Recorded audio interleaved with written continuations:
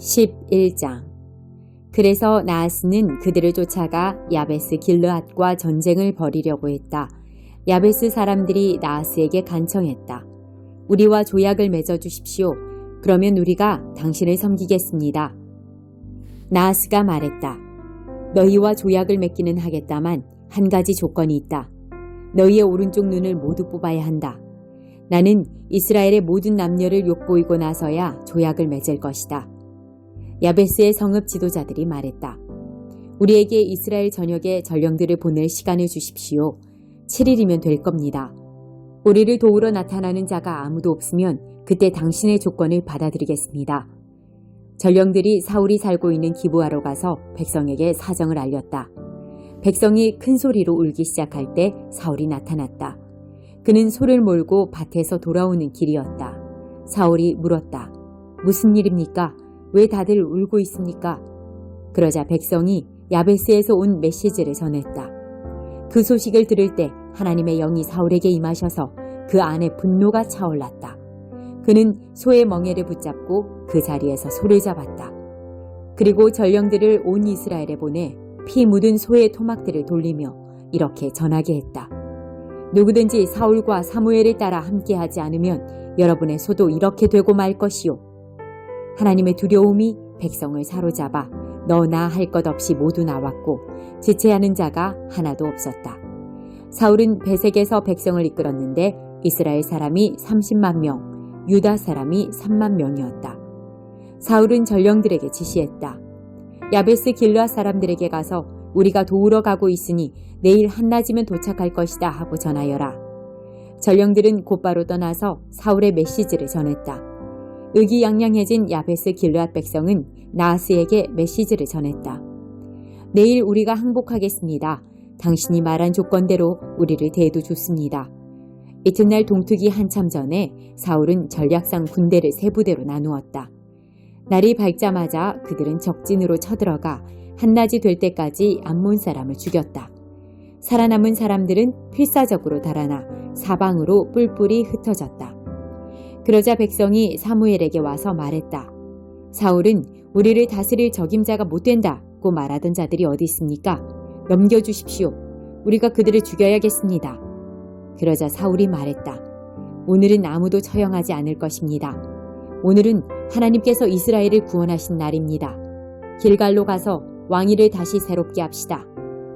백성이 모두 무리지어 길갈로 가서 하나님 앞에서 사울을 왕으로 세웠다. 그들은 거기서 화목제를 드리며 하나님을 예배했다.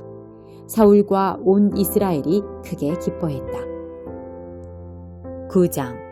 자기 백성을 부르시는 하나님. 내게는 늘 지고 다니는 큰 슬픔이 하나 있습니다. 여러분이 그것을 알아주었으면 합니다. 이는 내 마음 깊은 곳에 자리하는 큰 고통이며 나는 한 번도 거기서 벗어나 본 적이 없습니다. 이는 결코 과장이 아닙니다. 그리스도와 성령께서 나의 증인이십니다. 바로 이스라엘 백성에 관한 이야기입니다. 내가 메시아께 저주를 받더라도 그들이 그분께 복을 받을 수 있는 길이 있다면 나는 조금도 주저하지 않고 그렇게 하겠습니다. 그들은 내 동족입니다. 우리는 더불어 자랐습니다. 그들에게는 없는 것이 없었습니다. 동족, 영광, 언약, 계시, 예배, 약속들, 더욱이 그들은 메시아이신 그리스도께서 태어난 민족이기도 합니다. 그리스도는 모든 것을 다스리는 하나님이시며 영원히 그러하십니다. 하나님께서 뭔가 일을 제대로 못하신 것이 아니냐는 생각은 잠시라도 품지 마십시오. 문제의 발단은 많이 거슬러 올라갑니다. 혈통에 따른 이스라엘 사람이라고 해서 처음부터 다 영에 따른 이스라엘 사람인 것은 아니었습니다. 이스라엘 사람이라는 정체성을 부여해 준 것은 아브라함의 정자가 아니라 하나님의 약속이었습니다. 어떻게 기록되어 있는지 기억하십니까? 내 가문은 이삭을 통해서만 이어질 것이다 라고 되어 있지 않습니까? 다시 말해 이스라엘 사람이라는 정체성은 결코 성행위를 통해 전달되고 인종적으로 결정되는 것이 아니라 하나님의 약속에 의해서 결정된다는 뜻입니다. 무슨 약속인지 기억하십니까? 내년 이맘때쯤 내가 다시 올 때에는 사라에게 아들이 있을 것이다 라는 말씀이었습니다. 그때만 그랬던 것이 아닙니다. 리브가에게도 약속이 주어졌는데 출생의 순서보다 우선하는 약속이었습니다. 리브가가 우리 모두의 조상인 이삭의 아이를 가졌을 때, 또 그 아이들이 아직 아무것도 모르는 선도 악도 행할 수 없는 태아였을 때 이미 그녀는 하나님에게서 특별한 보증의 말씀을 들었습니다. 이처럼 하나님께서 하신 일들을 살펴볼 때 우리가 분명히 알게 되는 것이 있습니다. 그분의 목적은 우리가 무엇을 하고 안 하고에 달려있지 않습니다. 그것은 이루어질 수도 있고 안 이루어질 수도 있는 그런 것이 아니라 그분의 결정에 의해 결정되고 그분의 주도로 확정된 확실한 무엇입니다. 하나님은 리브가에게 너의 쌍둥이 중에 둘째가 첫째보다 뛰어날 것이다 라고 말씀하셨습니다. 후에 이 말씀은 나는 야곱을 사랑했고 에서는 미워했다는 딱딱한 경고 형태로 등장합니다. 이것을 두고 우리가 하나님은 불공평하시다고 불평할 수 있을까요? 부디 성급하게 판단하지 마십시오. 하나님은 모세에게 이렇게 말씀하셨습니다. 자비도 내가 베푸는 것이고 긍휼도 내가 베푸는 것이다. 다시 말하면 긍휼은 우리의 동정 어린 심정이나 도덕적 노력에서 비롯되지 않고 하나님의 자비에서 비롯된다는 말씀입니다. 하나님께서 바로에게 하신 말씀도 같은 요지의 말씀입니다. 나는 나의 구원 능력이 펼쳐지는 이 드라마에서 너를 단역으로 쓰려고 골랐다.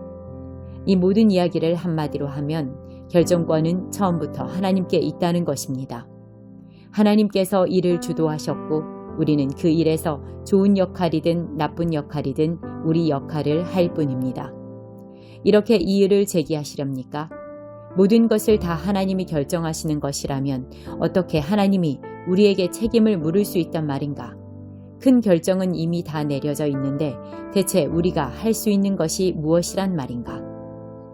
대체 여러분은 누구이기에 이런 식으로 하나님에 대해 이러쿵저러쿵 할 수 있다고 생각하는 것입니까? 사람이 감히 하나님을 문제 삼을 수 있다고 생각합니까? 진흙이 자기를 빚고 있는 손을 향해 왜 당신은 나를 이런 모양으로 만들고 있습니까? 하고 묻는 법은 없습니다. 한 진흙덩이로는 꽃을 담는 병을 또 다른 진흙덩이로는 콩조리용 항아리를 만들 수 있는 완전한 권리가 토기장이에게 있는 것이 분명하지 않습니까? 하나님께서 당신의 노여움을 보여줄 목적으로 한 모양의 도기를 특별히 고안하시고 당신의 영광스런 선을 보여줄 목적으로 또 다른 모양의 도기를 정교히 제작하셨다는 것에 대체 무슨 문제가 있을 수 있겠습니까? 전자나 후자나 또는 두 경우 모두에 유대 민족이 해당될 때가 있었고 이는 다른 민족들의 경우도 마찬가지입니다. 호세아가 이를 잘 표현해 줍니다. 내가 이름 없는 사람들을 불러 이름 있는 사람들로 만들겠다. 내가 사랑받지 못한 사람들을 불러 사랑받는 사람들로 만들겠다.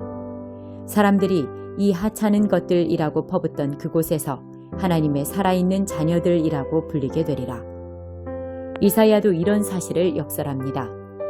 해변의 모래알 하나하나에 다 숫자가 매겨지고 그 합한 것에 하나님이 택하신 사람들이라는 라벨이 붙더라도 그것들은 여전히 숫자에 불과할 뿐 이름이 아니다. 구원은 택하심을 통해 오는 것, 하나님은 우리를 수로 세지 않으신다. 그분은 우리를 이름으로 부르신다. 산술은 그분의 관심이 아니다. 이사야는 앞날을 정확히 내다보며 이렇게 말했습니다. 능하신 우리 하나님께서 우리에게 살아있는 자녀를 유산으로 남겨주지 않으셨더라면 우리는 유령 마을처럼 소돔과 고모라처럼 되고 말았을 것이다. 이것을 모두 종합해보면 무슨 말입니까? 하나님께서 하고 계신 일에 관심 없어 보였던 사람들이 실제로는 하나님이 하고 계신 일, 곧 그들의 삶을 바로 세우시는 하나님의 일을 받아들였습니다. 그러나 하나님께서 하고 계신 일에 대해 읽고 이야기하는 일에 그토록 관심 많아 보였던 이스라엘은 결국 그것을 놓치고 말았습니다. 어떻게 그들이 그것을 놓칠 수 있었던 것일까요? 그들이 하나님을 신뢰하는 대신에 자기 자신을 앞세웠기 때문입니다. 그들은 자기들이 하고 있는 일에 푹 빠져 있었습니다. 그들은 자신들의 하나님 프로젝트에 너무도 푹 빠져 있어서 그만 바로 눈앞에 계신 하나님을 주목하지 못했습니다. 길 한복판에 우뚝 솟은 거대한 바위 같은 그분을 말입니다. 그들은 그분과 부닥쳤고 큰 대자로 쭉 뻗어버리고 말았습니다. 이번에도 이사야가 은유를 통해 이를 잘 표현해 줍니다. 조심하여라. 내가 시온산으로 가는 길에 큰 돌을 놓아두었다. 너희가 피해 돌아갈 수 없는 돌을 두었다. 그런데 그 돌은 바로 나다. 그러므로 너희가 나를 찾고 있다면 길 가다 내게 걸려 넘어지지 않아야 비로소 나를 만나게 될 것이다. 48장 모압의 멸망. 만군의 하나님, 이스라엘의 하나님께서 모압에 대해 주신 메시지다. 느보에게 재앙이 닥쳤다. 초토화되었다. 기랴다임이 치욕과 패배를 겪고 철통 요새들이 모래성처럼 허물어졌다. 모압의 영광이 끝났다. 이제 재와 먼지뿐이다. 음모자들이 헤스본의 파멸을 도모한다. 자, 모압을 아예 지도에서 없애버리자. 이어지는 살육을 겪으며 똥 묻은 화상 디몬이 목 놓아 통곡한다. 들어보아라. 호로나임에서 들려오는 울부짖음을. 참하다. 대재앙이다. 모압이 박살날 것이다. 그 울부짖는 소리가 소알까지 또렷이 들려온다. 루잇의 오르막길을 오르며 사람들이 슬피 운다. 호로나임에서 내려오는 길도 다 빼앗기고 유린당한 자들의 울음소리로 가득하다. 오, 살고 싶거든 도망쳐라. 어서 여기를 빠져나가라. 광야로 나가 어떻게든 살아남아라. 너희는 두꺼운 성벽과 든든한 재물을 믿었다. 그러나 어쩌랴. 이제 그런 것들은 너희에게 전혀 도움이 되지 못한다. 너희의 위대한 신 그모스가 질질 끌려갈 것이며 그의 제사장과 감독자들도 같은 신세가 되리라. 파괴자의 손에 도송이 모조리 허물어지리라. 단 한 곳도 온전하지 못할 것이다. 골짜기 밭들이 황폐해질 것이요 고원 목장들도 파괴될 것이다. 내가 말한 대로 모두 이루어지리라. 모압 땅 전역에 소금을 뿌려라. 다시는 생명이 자라지 못하게 하여라. 성읍들이 모두 유령마을이 될 것이다. 다시는 사람이 살지 못하리라. 하나님의 이름으로 하는 일을 정성껏 하지 않은 자, 심판의 칼을 맞이 못해 휘두르는 자는 저주를 받으리라. 꾸벅꾸벅 조는 강아지처럼 늘 팔자 좋았던 모압이다. 생계를 위해 일해야 했던 적 없고 어려움을 겪어본 적 없고 어른이 되어야 했던 적 없으며 땀 흘려 일해본 적도 없다. 그러나 이제 다 지나간 이야기다. 내가 이제 그를 중노동형에 처할 것이다. 그러면 그는 냉엄한 현실을 깨닫게 되리라. 그의 환상이 박살날 것이다. 과거 이스라엘이 자신들이 우러르던 베델의 송아지 신들 때문에 수치를 당했듯이 모압도 그모스 신 때문에 수치를 당할 것이다. 너희 말이 우리는 억세다. 이 세상 누구든지 때려눕힐 수 있다고 하지만 그런 말을 앞으로 얼마나 더 할 수 있을 것 같으냐. 모압의 파멸은 이미 시작되었다. 모압의 최고 젊은 용사들이 죽어 나자빠지고 있다. 그 이름 만군의 하나님인 왕의 포고다. 그렇다. 모압의 파멸이 초읽기에 들어갔고 재앙이 활시위를 떠나 관역을 향해 날아가고 있다. 모압의 친구와 이웃들이여, 그가 얼마나 유명했는지 아는 모든 자들이여 모압을 위해 울어라. 애곡하며 말하여라. 그 막강하던 왕의 홀이 이쑤시개처럼 부러지고 말았구나. 그 화려하던 지봉이. 디본의 방자한 미녀들아, 이제 그 높은 자리에서 내려오너라. 개똥밭에 나앉아라. 모압을 파괴할 자가 와서 너희를 칠 것이다. 안전하다는 너희 가옥들을 그가 다 부수어 버릴 것이다. 아로엘의 방자한 여인들아, 길거리에 나가서서 피난민들에게 물어보아라. 무슨 일입니까? 왜 도망을 갑니까? 모압은 그저 수치스러운 과거로 폐허로 남을 것이다. 통곡하여라. 눈이 빠지도록 울어라. 아르논강을 따라 비보를 전하여라. 온 세상에 모압의 멸망을 알려라. 고원의 도성들 위로 나의 심판이 말이라. 홀론과 야사와 메바아세, 디본과 느보와 벳디블라다임에, 기랴다임과 벳가물과 벳무옷에, 그리옷과 보스라와 모압 땅 원근 각처 모든 성읍에 모압이 힘의 근원을 잃었다. 모압의 팔이 부러졌다. 하나님의 포고다. 모압이 술독에 빠지게 하여라. 내 진노의 포도주를 마시고 취하여 사방에 토하며 그 위를 뒹굴게 하여라. 이리저리 비틀거리다 자빠지는 주정꾼 모압. 온 세상의 웃음거리다. 모압아, 이제까지 이스라엘을 야비하게 놀리던 내가 아니냐. 친구를 잘못 만나 고생하는 그들을 보고 혀를 쯧쯧 차고 수군덕대며 비웃던 내가 아니냐. 모압에서 자란 너희여 떠나라. 너희 마을을 떠나 절벽 틈에 거처를 잡아라. 강협곡 높은 곳에 둥지를 틀고 사는 비둘기처럼 살아보아라. 모압의 오만은 다들 들어 익히 아는 바다. 그 전설적인 교만. 전체하며 으스대고 거들먹거리던 구역질 나는 그의 오만한 말이다. 하나님의 포고다. 나는 모압의 큰 소리가 그저 허풍이요 그의 거드름은 허세에 불과함을 알고 있다. 하지만 내가 모압을 위해 울어주리라. 그렇다. 내가 모압 백성을 위해 애곡할 것이다. 길 헤레스 백성을 위해서도 애곡하리라. 내가 신마의 포도나무들을 위해 울겠고 야스엘과 같이 울어줄 것이다. 지금까지는 포도나무들이 사해까지 그 덩굴이 야스엘까지 뻗어나갔지만 잔인한 약탈자가 나타나 너희 여름과일과 다 익은 포도를 싹쓸이할 것이다. 번창했던 모압에서 노래와 웃음이 사라지리라. 그렇다. 내가 술틀을 닫아버리고 수확하는 자들의 환호성을 중단시킬 것이다. 헤스본과 엘르알레가 울부짖겠고 그 소리가 야하스까지 들릴 것이다. 소알에서부터 호로나임과 에글라셀리시아에 이르기까지 모두가 그 소리를 듣게 되리라. 니므림의 샘들도 다 말라버릴 것이다. 하나님의 포고다. 내가 모압의 높은 곳에 올라가 신들에게 제물을 불살라 바치던 일을 멈추게 할 것이다. 바람이 실려오는 부드러운 피리 소리처럼 내 마음이 모압과 기레레스 사람들을 위해 슬피 운다. 그들은 모든 것을 잃었다. 남은 것이 하나도 없다. 어디를 가나 탄식에 몸짓들이라. 머리를 밀고 수염을 깎고 손에 상처를 내 피를 흘리며 옷을 찢는 광경들이다. 모압의 집집마다 모압의 거리마다 슬피 우는 소리가 들린다. 아무도 좋아하지 않는 옹기그릇같이 내가 모압을 부수어 버릴 것이다. 하나님의 포고다. 모압이 멸망했다. 수치를 당해 얼굴을 가리는 모압, 조롱거리가 된 모압, 실로 처참한 모압.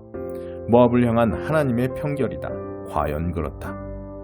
보아라, 독수리가 날개를 펼치고 모압을 내리덮칠 태세다. 적이 성읍들을 점령하고 요새들을 탈취한다. 용사들이 해산하는 여인처럼 고통으로 몸을 웅크리며 싸울 엄두를 내지 못한다. 모압에는 아무것도 남지 않으리라. 아무것도. 나를 거슬러 오만하고 방자하게 굴었기 때문이다.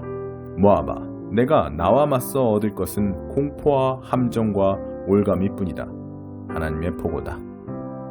공포를 피해 도망치다가 함정에 빠질 것이다. 함정에서 올라오면 올가미에 걸릴 것이다. 이것이 재앙의 날 내가 모압에 대해 정해둔 예정표다. 하나님의 포고다. 헤스본 변두리에 피난민들이 기진하여 주저앉으리라. 헤스본에서 불꽃이 치솟고 시혼의 수도에 불폭풍이 닥쳐온다. 불이 모압의 눈썹을 태우고 허풍선이들의 두개골을 그슬려 버릴 것이다. 모압아, 이것이 내 앞에 놓인 전부다. 그모스를 숭배하는 너, 결국 망하여 죽을 것이다. 너희 아들들은 짐짝처럼 수용소로 실려가고 너희 딸들은 짐승처럼 포로로 끌려갈 것이다. 그러나 훗날 내가 모압의 만사를 바로잡을 날이 올 것이다. 지금으로서는 이것이 모압에 떨어질 심판이다. 25편 다윗의 시. 하나님, 내 머리를 높이 듭니다. 하나님, 주님을 의지하오니 비열한 자가 나를 뒤쫓지 못하게 하소서. 주님과 운명을 같이 하기로 했으니 나를 부끄럽게 하지 않으시겠지요. 원수가 나를 이기지 못하게 하시겠지요. 주님을 위해 위험을 무릅쓴 우리를 부끄럽게 하지 마소서. 수치를 당해야 할 쪽은 배신자들입니다. 하나님, 주께서 어떻게 일하시는지 보여주시고 주님의 길을 내게 가르쳐 주소서. 내 손을 잡으시고 진리의 길로 이끌어 주소서. 주께서는 나의 구원자 아니십니까? 하나님, 주님의 긍휼과 사랑을 이정표로 삼으시고 옛적의 경계표들을 다시 세우소서.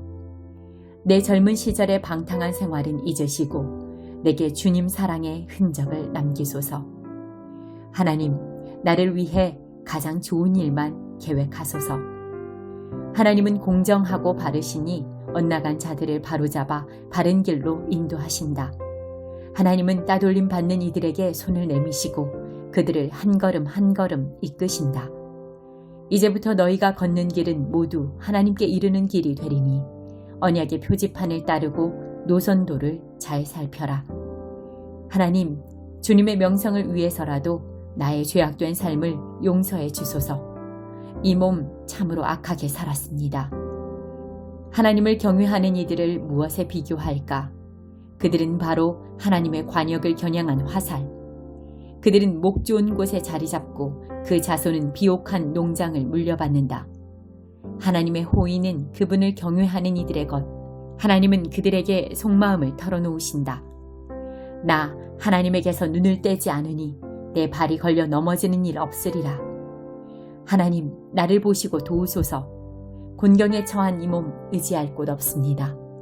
내 심장과 콩팥이 내 속에서 서로 싸우니 이 내전을 중지시켜 주소서.